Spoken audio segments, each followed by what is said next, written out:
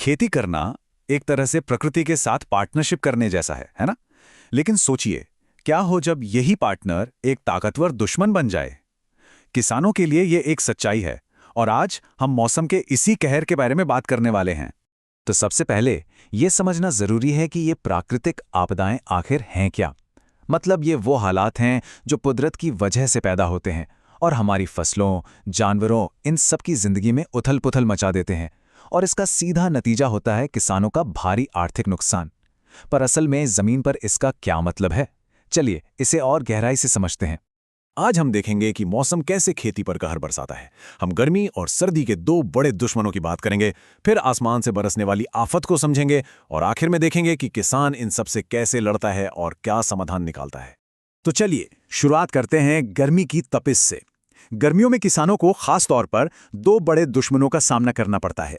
एक है लू और दूसरा है सूखा। पहला दुश्मन है लू। ये कोई मामूली हवा नहीं है। अप्रैल से जून के बीच पश्चिम से चलने वाली ये आग की तरह गर्म और तेज हवा, ये पौधों की नाजुक पत्तियों का सारा पानी खींच लेती है, उन्हें बिल्कुल सुखा देती है, और कई बार तो पूरी की पूरी फसल ही चौपट हो जाती है।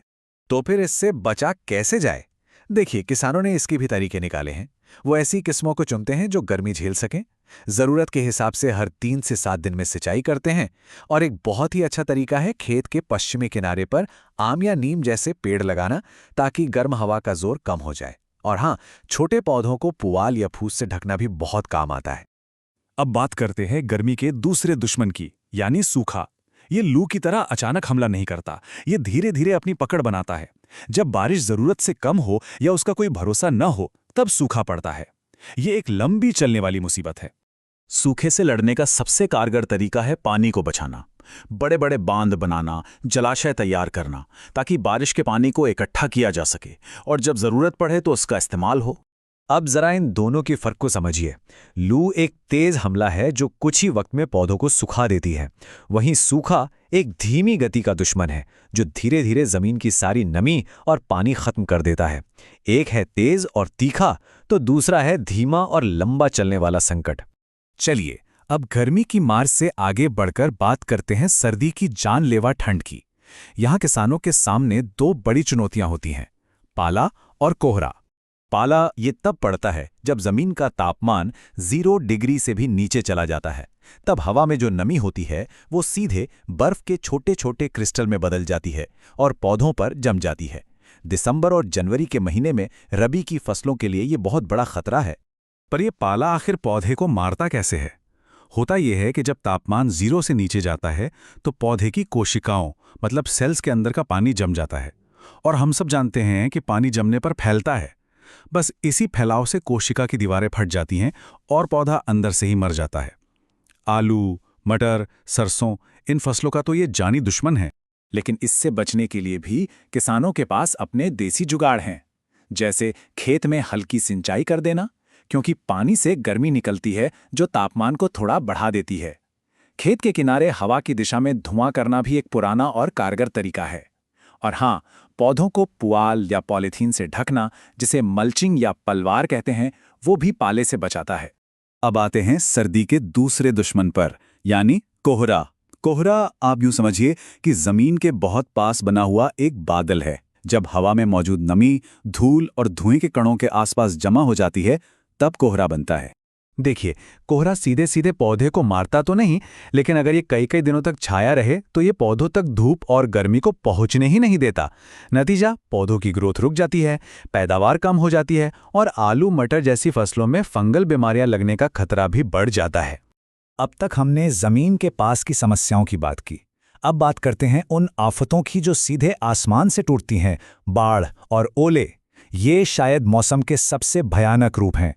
बाढ़ ये तब आती है जब लगातार भारी बारिश के कारण नदियां उफान पर आ जाती हैं, अपने किनारे तोड़ देती हैं और पानी का सैलाब तेजी से खेतों में घुल जाता है। ये अपने रास्ते में आने वाली हर चीज को बहा ले जाता है, सब कुछ तबाह कर देता है। और बाढ़ के नतीजे बहुत ही विनाशकारी होते हैं। ये खरीफ की खड़ी फसल को पूरी तरह बर्बाद कर देती है और जमीन में इतना पानी भर जाता है कि अगली यानी रबी की फसल की बुआई भी लेट हो जाती है। इससे सिर्फ किसानों को ही नहीं, पूरे देश को बहुत बड़ा आर्थिक नुकसान होता है। और इसके पीछे वजह है भारी बारिश, जंगलों का कटना और हाँ, ग्लोबल वार्मिंग से पिघलती बर्फ। और फिर आते हैं ओले। ये बर्फ के वो ठोस गोले हैं जो आसमान में बहुत ऊंचाई पर पानी की बूंदों के जमने से बनते हैं और फिर जमीन पर गिरते हैं। ये पत्तों को चीर देते हैं, पौधों के तनों को तोड़ देते हैं और दानों को बिखेर कर कुछ ही मिनटों में पूरी की पूरी फसल को नेस्तनाबूद कर सकते हैं। और शायद सबसे डरावनी बात यही है कि ओलों से फसल को बचाने का कोई तरीका नहीं है, कोई भी नहीं। ये प्रकृति की वो ताकत है जिसके सामने किसान बिल्कुल बेबस हो जाता है। वो बस ये देख सकता है कि उसकी महीनों की मेहनत पर पानी, या यूं कहें कि बर्फ फिर गई। और ये सब हमें किसान के उस लगातार चलने वाले संघर्ष की याद दिलाता है। चाहे गर्मी हो, सर्दी हो या आसमान से बरसती आफत, इन सब के खिलाफ किसानों ने अपनी पीढ़ियों के तजुर्बे और ज्ञान से कुछ बचाव के तरीके सीखे हैं। ये एक तरह से प्रकृति की जबरदस्त ताकत के सामने इंसान के हौसले का सबूत है। तो अगर हम एक नज़र में देखें तो किसानों ने लू, सूखा और पाले जैसी दिक्कतों के लिए सिंचाई, बांध और धुएं जैसे उपाय निकाल लिए हैं। लेकिन जब बात कोहरे, बाढ़ और खासकर ओलों की आती है तो हमारे तरीके नाकाफी हो जाते हैं। ये वो लड़ाइयां हैं जिन्हें जीतना हमने अब तक नहीं सीखा है। और ये सब हमें एक बहुत ही ज़रूरी सवाल पर लाकर खड़ा कर देता है। जिस तरह से मौसम बदल रहा है, क्लाइमेट चेंज हो रहा है, खेती के पुराने आजमाए हुए तरीके आखिर कब तक हमारा साथ देंगे? ये एक ऐसा सवाल है जिसका जवाब भविष्य की खेती के लिए और हम सबके लिए जानना बहुत ज़रूरी है।